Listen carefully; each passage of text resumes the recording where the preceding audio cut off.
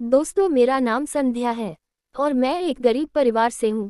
मेरे माता पिता सावरकर के यहाँ किसान हैं और मैं बड़ी हूँ। मेरे दो भाई हैं जो मुझसे छोटे हैं। तब मैं 18 साल की हूँ। कुछ रिश्ते मुझसे मिलने आते हैं। फिर जहाँ मेरे माता पिता सावकार कार्यरत हैं, वे मेरे लिए एक अतिथि लाए और वह अतिथि एक बहुत अमीर परिवार से था। उनका एक ही बेटा था। उनका बहुत बड़ा व्यवसाय है। सावकार ने मेरे पिता से कहा कि उसके पास बहुत समृद्ध खेत से कम कुछ नहीं है। तब मेरे पिता ने कहा, नहीं नहीं, क्योंकि वह घर मुझे शोभा नहीं देता। और जब मेरी बेटी ने कहा, मुझे क्षमा करें, मेरी बेटी एक ही है, सावकरनी ने कहा, आपकी बेटी और मेरी बेटी एक ही है। न केवल आप तैयार हैं, बल्कि मैं भी तैयार हूँ। देखेंगे। और मेरे पिता शादी के लिए तैयार हो गए। मैं आपको अपनी शक्ल के बारे में बताना भूल गई। मेरी उम्र 20 साल है। फिर कुछ दिनों के बाद मेहमान मुझसे मिलने आए और वो आए, उन्होंने मुझे पहली नज़र में ही पसंद कर लिया। हमें कुछ नहीं चाहिए, बस मुझे एक लड़की दे दो। फिर मैं अपने पति के घर चली गई। शादी। मेरे पति का नाम सूरज था। मैं आपको ये बताना भूल गई। फिर सूरज मुझे मुंबई ले गया और सास ससुर गांव की खेती देखते थी। मुंबई में बहुत बड़ा बिजनेस था। एक गांव की एक लड़की थी, इसलिए शहर में एडजस्ट करना बहुत मुश्किल है।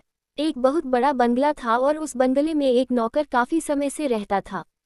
कुछ साल बीत गए लेकिन हमें कोई संतान नहीं हो रही थी। तो सास फोन पर बात करने लगी कि 4-5 साल बाद भी आपको कोई बच्चा नहीं हो रहा है और आपके पास इतनी संपत्ति है, इसका क्या करें? आपको कुछ ढूंढना चाहिए।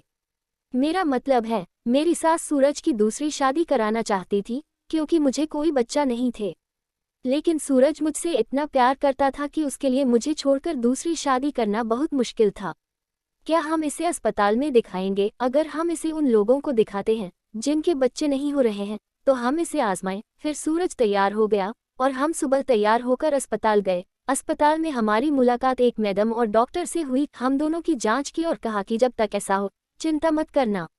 मैं इतनी कोशिश कर सकता हूँ कि आप 2 दिन बाद आएं और रिपोर्ट ले जाएं कि आपको क्या समस्या है और आपको बच्चा क्यों नहीं हो रहा है। रिपोर्ट में आपको समझ आ जाएगा कि हाँ, हम वहाँ से घर आ गए। फिर 2 दिन बाद सूरज अस्पताल चला गया रिपोर्ट लाने के लिए। लेकिन अस्पताल में रहने के बाद सूरज ने कुछ ऐसा कहा, डॉक्टर ने कहा। सूरज ये सुनकर हैरान हो गया और उसके बाद सूरज ने मेरे साथ एक गेम खेला और मुझे भी वह गेम नहीं आता था। तो दोस्तों, सूरज घर आ गया और उस दिन से मुझे रोजाना दूध देने लगा, शाम को पीने के लिए। फिर मैंने सोचा कि सूरज मुझे कभी दूध नहीं देता, लेकिन आज वह दूध क्यों दे रहा है। मैंने सोचा कि वह मेरा कितना ख्याल रखता है, लेकिन मुझे यह नहीं पता था कि उसके पेट में बहुत अलग योजना थी। फिर दोस्तों, मैं पीती थी वह दूध और मैं वहीं सोती थी। और जब मैं सुबह उठती थी तो देखती थी कि सूरज मेरे बगल में मेरे शरीर पर हाथ और पैर रखकर सो रहा है। फिर कुछ दिनों के बाद मैं गर्भवती हो गई और मैं बहुत खुश थी। सूरज पता नहीं था, तो मैंने सूरज को बता दिया कि हम माता पिता बनने वाले हैं। डॉक्टर ने हमें बहुत अच्छा इलाज दिया है। मैं वास्तव में उनकी बहुत आभारी हूँ और सूरज भी बहुत खुश है। फिर सूरज अपने दोस्त के साथ कुछ खरीदारी करने के लिए बाहर गया। मैं डॉक्टर से मिली और जब मैंने सुना कि उसने मुझसे क्या कहा, तो मेरे पैरों तले जमीन खिसक गई, क्योंकि मेरे साथ कुछ भी सही नहीं था। अगर यह सब सूरज की गलती थी, तो मेरे दोस्तों ने मुझसे कहा कि सूरज कभी पिता नहीं बन सकता, क्योंकि उसकी रिपोर्ट कहती है कि वह कभी किसी का पिता नहीं बन सकता। तो दोस्तों, मैं घर जाते ही दूध पीने लगी, जैसे सूरज मुझे देता था रोज दूध। और जब सूरज मुझे दूध पिलाता तो मेरे पास बैठकर मुझे दूध पिलाता था। लेकिन मैं पहले भी उससे प्यार करती थी, लेकिन उसके पीछे मुझे कोई फायदा महसूस नहीं होता था। तो दोस्तों, फिर मैंने दूध पीने का नाटक किया।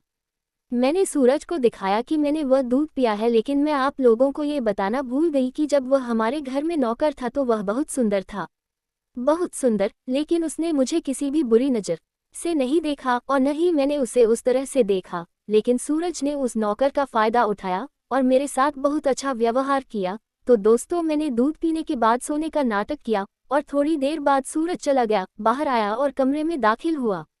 दोस्त को अपने साथ लाया। वो सो रही है और आप अपने काम से बाहर आ सकते हैं। मैं हैरान थी कि कौन होगा, क्योंकि मैं अपनी आंखें नहीं खोल पा रही थी। अगर मैं अपनी आंखें खोलती तो मुझे समझ नहीं आता कि मेरे साथ क्या हो रहा है। मुझे समझ नहीं आ रहा, मुझे समझ नहीं आ रहा। फिर मैंने अपनी आंखें बंद कर ली और सोने का नाटक करने लगी। दोस्तों, एक के बाद एक वो नौकर मेरे कमरे में आया और सूरज ने दरवाज़ा बंद कर दिया और नौकर मेरे पास आ गया।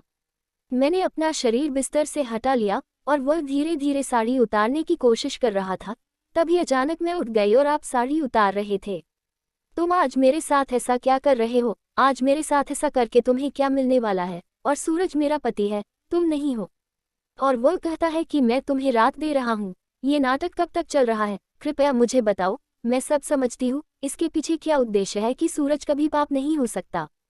जब मैं उनके पैरों पर गिरने लगी और कहने लगी कि कृपया मुझे बताएं, तो नौकर उठा और बोला, मैडम कृपया मुझे माफ़ करें। सर ने मुझसे कहा कि आप मेरी पत्नी के साथ रात बिता सकते हैं क्योंकि मैं आपको उतने पैसे देने को तैयार हूँ जितने लगेंगे।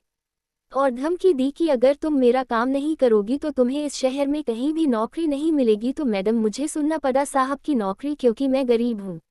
अगर यह काम मेरे द्वारा नहीं किया गया तो मेरी स्थिति बहुत कठिन है। मैं उन्हें पैसे कैसे दे सकता हूँ? तो प्लीज़ मैडम, मैं आपको बहन मानता हूँ, लेकिन सर ने मुझे ये काम करने के लिए कहा। मुझे खेद है, सर ने मुझे आपके साथ सोने के लिए कहा। बस सो रहा हूँ मैडम, मैं जा रहा हूँ। और बाहर जाकर सर पूछते हैं कि काम हो गया? मैं कहता हूँ हाँ। मैं वहाँ से चला जाता हूँ और फिर सर आपके पास आकर सो जाते हैं।